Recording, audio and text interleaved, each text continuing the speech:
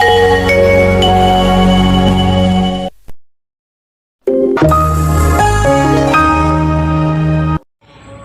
saya Wulan Ayu Chandra Dewi, nomor NIM 1262072020069, nomor absen 5. Di sini saya akan menjelaskan tentang definisi pelayanan publik.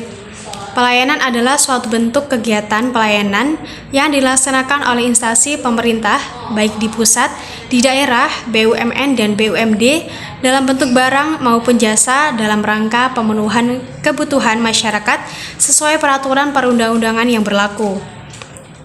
Undang-Undang Pelayanan Publik atau Undang-Undang Nomor 25 Tahun 2009 tentang Pelayanan Publik merupakan undang-undang yang mengatur tentang prinsip-prinsip pemerintahan yang baik, yang merupakan efektivitas fungsi-fungsi pemerintahan itu sendiri. Pelayanan publik yang dilakukan oleh pemerintahan atau koperasi yang efektif dapat memperkuat demokrasi dan hak asasi manusia, mempromosikan kemakmuran ekonomi, kohesi sosial, mengurangi kemiskinan, meningkatkan perlindungan lingkungan, bijak dalam pemanfaatan sumber daya alam, memperdalam kepercayaan pada pemerintahan dan administrasi publik.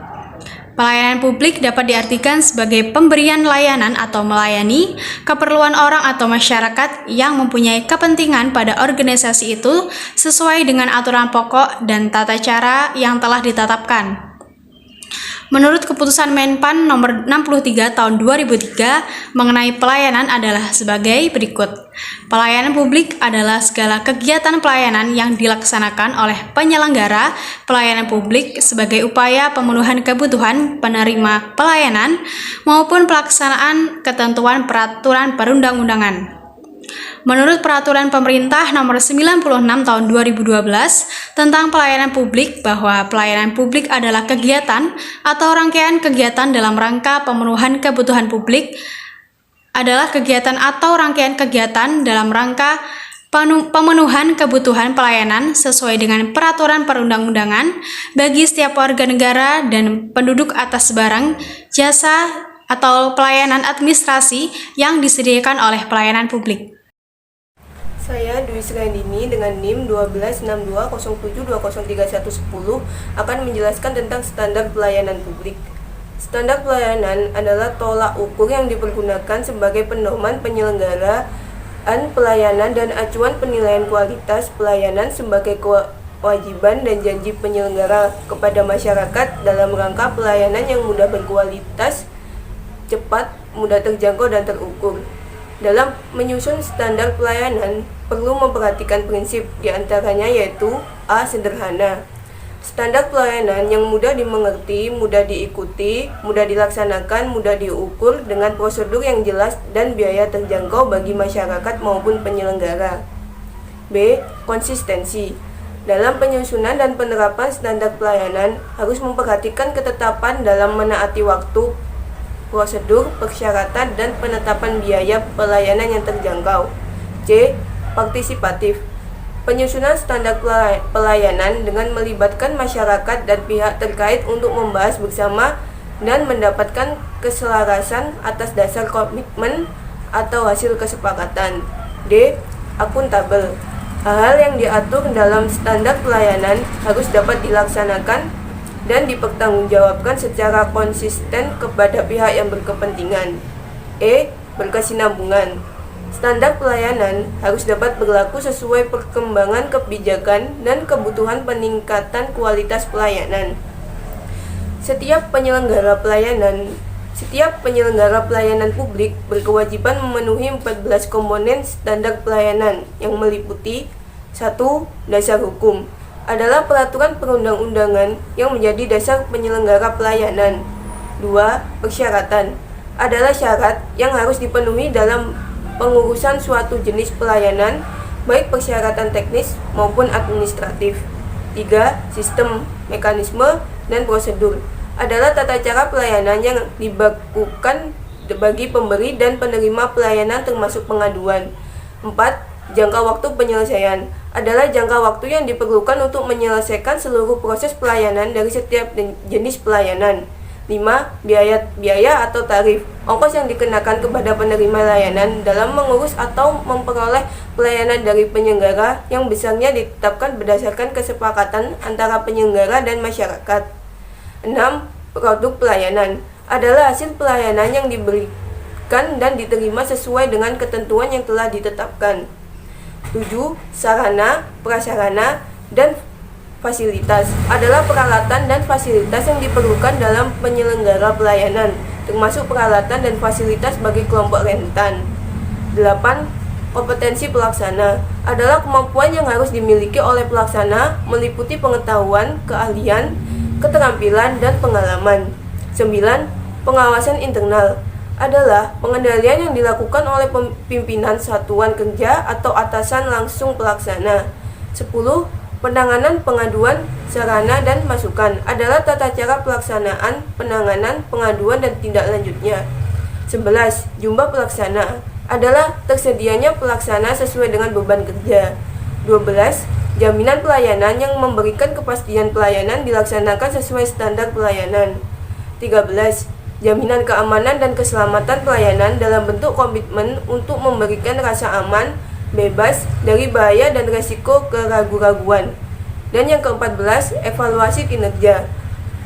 Evaluasi kinerja pelaksana, penilaian untuk mengetahui seberapa jauh pelaksanaan kegiatan sesuai standar pelayanan.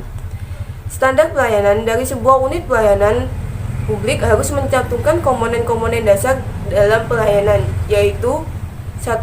Dasar hukum, 2. Persyaratan, 3. Sistem, mekanisme, dan prosedur, 4. Jangka waktu penyelesaian, 5. Biaya atau tarif, dan yang ke-6 produk pelayanan. Implementasi pelayanan publik di bidang pendidikan. Salah satu bidang pelayanan publik yang cukup dekat dengan kehidupan masyarakat ialah pelayanan publik di bidang pendidikan. Pada hakikatnya, pendidikan adalah hak dasar bagi setiap warga negara Indonesia untuk dapat menikmatinya. Pendidikan merupakan usaha sadar yang dilakukan oleh manusia agar dapat mengembangkan potensi dirinya melalui proses pembelajaran.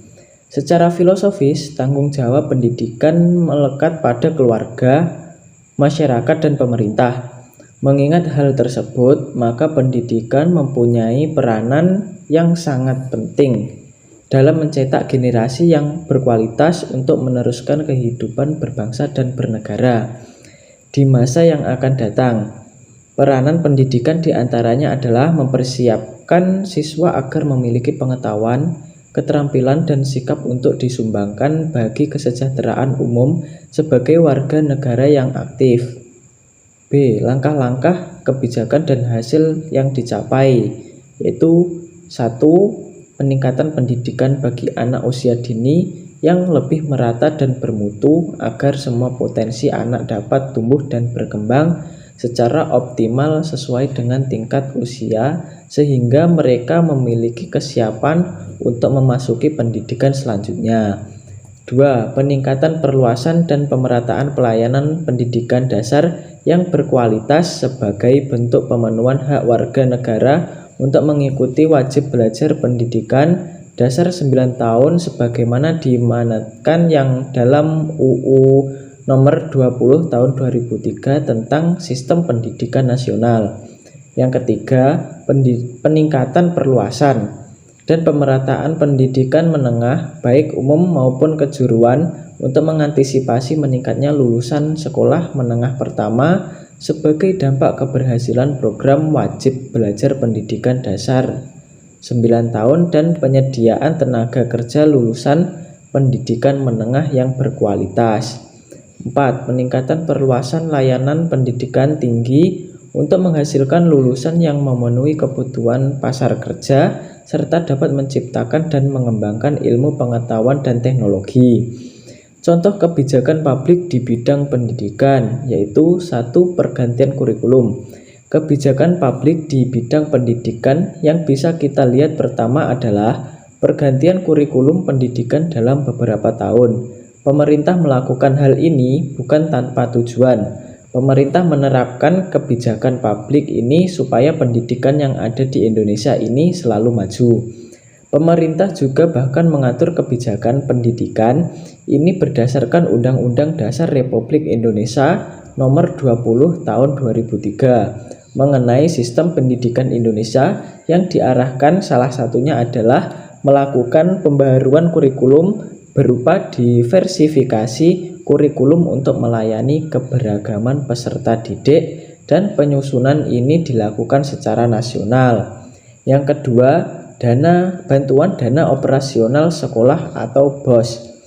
Seperti yang kita ketahui, pentingnya pendidikan bagi manusia tidak dapat diabaikan. Oleh karena itu, pemerintah tentu saja ingin mengembangkan pendidikan di Indonesia karena pendidikan merupakan salah satu aspek yang dapat meningkatkan taraf bangsa dan dapat mensejahterakan masyarakatnya.